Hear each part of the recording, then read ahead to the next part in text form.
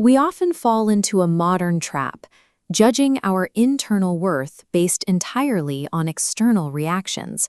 We try to buy, wear, or post our way into feeling like a complete person. This behavior manifests materially through conspicuous consumption. People rely on high-status items, like these luxury vehicles, to project value outward. It is a loud signal meant to convince the world, and perhaps the driver, that they have secured their place in the hierarchy. This chart illustrates the measurable psychological cost. It reveals a clear inverse correlation. As reliance on extrinsic markers rises, subjective well-being sharply declines. Living in a hyper-connected digital space accelerates this cycle. When we treat a curated aesthetic as a proxy for personal value, we trap ourselves in a loop of inadequacy, despite a flawless external picture. This outsourcing extends beyond objects, directly into our relationships. Current digital culture deeply romanticizes the main character trope, selling the idea that you just need to find a partner who will finally complete you and fix your fractured sense of identity. Psychologists define this dynamic as enmeshment.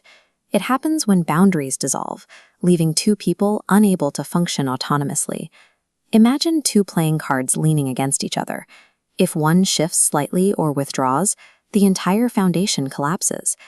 Yet social media algorithms consistently elevate narratives that disguise this fragile codependency as ultimate romance. It conditions young adults to view their own psychological incompleteness not as something to work on, but as the mandatory starting point for love. Building genuine psychological resilience requires a totally different framework. Self-determination theory suggests shifting away from those external rewards and focusing on intrinsic motivation. Doing things driven by internal growth, developing personal competence, and maintaining a baseline of kindness. Cross-cultural evolutionary psychology studies back this up.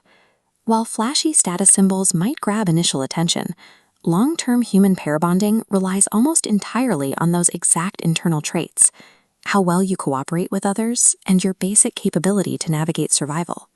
The ancient Greek philosopher Diogenes pushed this concept to its absolute limit. He famously lived in a ceramic jar in the marketplace, deliberately stripping away every single status symbol to prove that human flourishing requires only internal virtue. Legend says he once watched a child drink water using just their cupped hands. In response, Diogenes threw away his single wooden bowl, realizing he had still been outsourcing his needs to a physical object. Diogenes represents the radical extreme of self-determination. His life stands as historical proof that a person can build an unshakable psychological foundation completely devoid of external validation. In modern family systems theory, the healthy alternative to the enmeshment trap is called differentiation of self.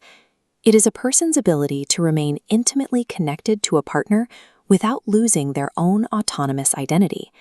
Instead of two fragile, leaning playing cards, think of the scientifically supported ideal of interdependence like this Roman arch.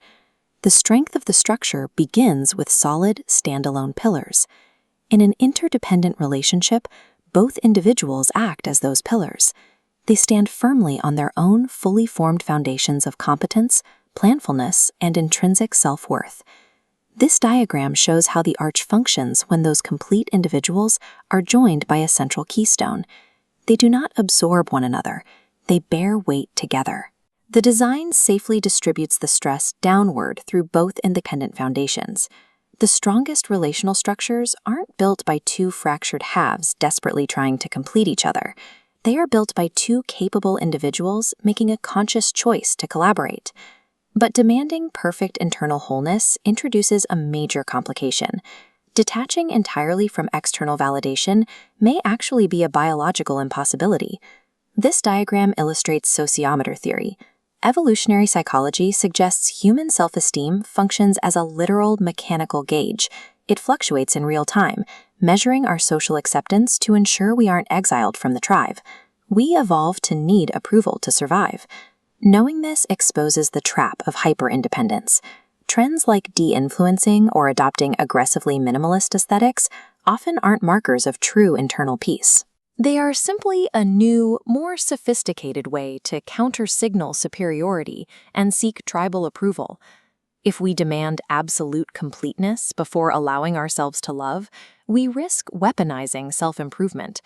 We use the pursuit of a flawless internal foundation as a shield to avoid the vulnerability of genuine connection, backing ourselves straight into avoidant attachment. The idea of reaching a psychological finish line where you are a permanently complete person is a fallacy. Human psychology is dynamic, constantly shifting and adapting based on our ongoing experiences. Setting an arbitrary benchmark of competence before seeking a partner might prevent people from experiencing the mutual growth that only happens within the crucible of a committed relationship. This leaves us with a difficult philosophical tension. If we successfully strip away all need for external praise, status symbols, and partnership, we risk destroying the very mechanics that make human connection necessary. True psychological resilience isn't about achieving perfect, invincible self-sufficiency.